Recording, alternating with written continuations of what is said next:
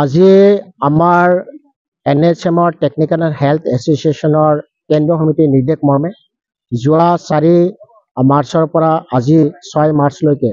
অসমৰ প্ৰতিটো জিলাৰ প্ৰতিটো স্বাস্থ্য কেন্দ্ৰত আমাৰ বিভিন্ন দাবী সন্মিলিত কিছু কাৰ্যসূচী বিশেষকৈ পেন ডাউন কৰ্মবিৰতি কাৰ্যসূচী চলি আছে আৰু অতিকৈ দুখ আৰু পৰিতাপৰ বিষয় যে আমাৰ এই কৰ্মচাৰীসকলে 2006 চনৰ পৰা NHMত তেওঁলোকে কৰ্মৰত হৈ আছে। আমি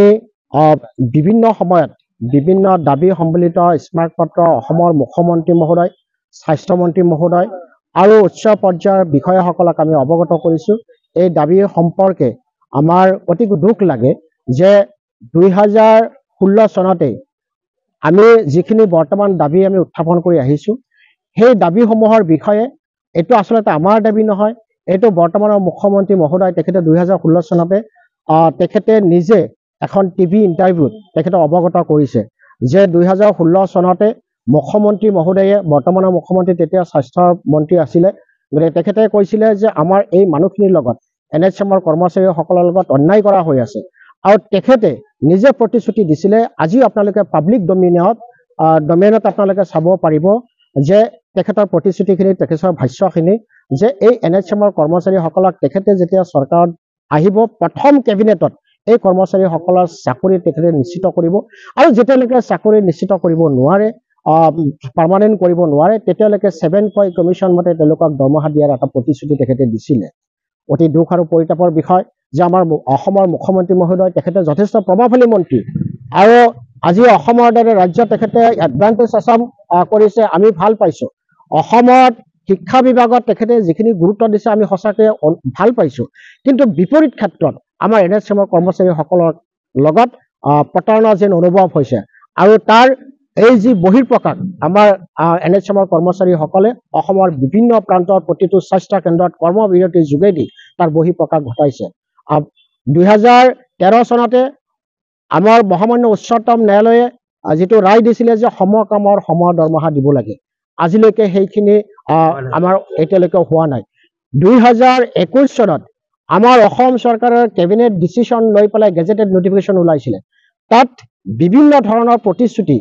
তাতে বা গেজেটেড নটিফিকেশ্যনত যিখিনি তেওঁলোকে ওলাইছিলে সেইখিনি তেওঁলোকে আজিলৈকে ইমপ্লিমেণ্ট হোৱা নাই। গতিকে আমি আপোনালোকৰ জৰিয়তে আমাৰ বিশেষকৈ বৰপেটা জিলা বুলি নহয় গোটেই অসমৰ NHMৰ কৰ্মীসকলে আমি আবেদন জনাওঁ, অসমৰ মুখ্যমন্ত্ৰী মহোদয়ক অনুৰোধ জনাওঁ যে আমাৰ যি দাবীসমূহ আছে এই দাবীসমূহ তেখেতে অতি সোনকালে তেখেতে মানি লওক। আমাৰ কেইবাটাও দাবী আছে, তাৰ ভিতৰত মুখ্য দাবী হ'ল সমকামৰ সম পৰ্যায় আৰু স্পেচিয়েল ড্ৰাইভ দি পেলাই আজি অসমত more than 1 লাখ কৰ্মচাৰীক তেওঁলোকে স্থায়ী নিযুক্তি দিছে, বিভিন্ন সময়ত ৰিক্ৰুইটমেণ্ট কৰি পেলাই স্থায়ী নিযুক্তি দিছে। আমাৰ সামান্য অলপ কৰ্মচাৰী আছে, মাত্ৰ 24,000 ওপৰত কৰ্মচাৰী আছে। এই কৰ্মচাৰীসকলক স্পেচিয়েল ড্ৰাইভ দি পেলাই তেওঁলোকে কৌশলগতভাৱে তেওঁলোকে পাৰ্গত, এই কৰ্মচাৰীসকলক স্পেচিয়েল ড্ৰাইভ দি পেলাই পাৰ্মানেণ্ট কৰিব লাগে, এইটো আমাৰ মুখ্য দাবী। দাবী যেতিয়ালৈকে পাৰ্মানেণ্ট কৰিব নোৱাৰে তেতিয়ালৈকে এতিয়াতো অষ্টম মানে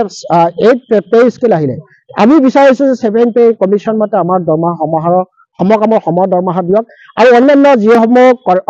অন্যান্য যি সুবিধা আমাৰ পাৰ্মানেণ্ট কৰ্মচাৰীসকলে পাই আছে সেই সুবিধাখিনি আমাৰ NHMৰ কৰ্মচাৰীসকলকো দিব লাগে, এইখিনি আমাৰ মুখ্য দাবী। গতিকে আপোনালোকৰ জৰিয়তে আমি NHMৰ কৰ্মচাৰীসকলে এইখিনি দাবী উত্থাপন কৰিছোঁ। অসমৰ মাননীয় মুখ্যমন্ত্ৰী মহোদয় তেখেতে নিশ্চয় চাই আছে, তেখেতক আমি টানি অনুৰোধ জনাইছোঁ আমাৰ দাবীসমূহ অনতিপলমে তেখেতে পূৰণ কৰক, অন্যথা আমাৰ কেন্দ্ৰীয় সমিতিৰ বিষয়ববীয়াসকলে ইয়াতকৈ আৰু বেছি জোৰদাৰ আন্দোলন কৰাৰ কাৰণে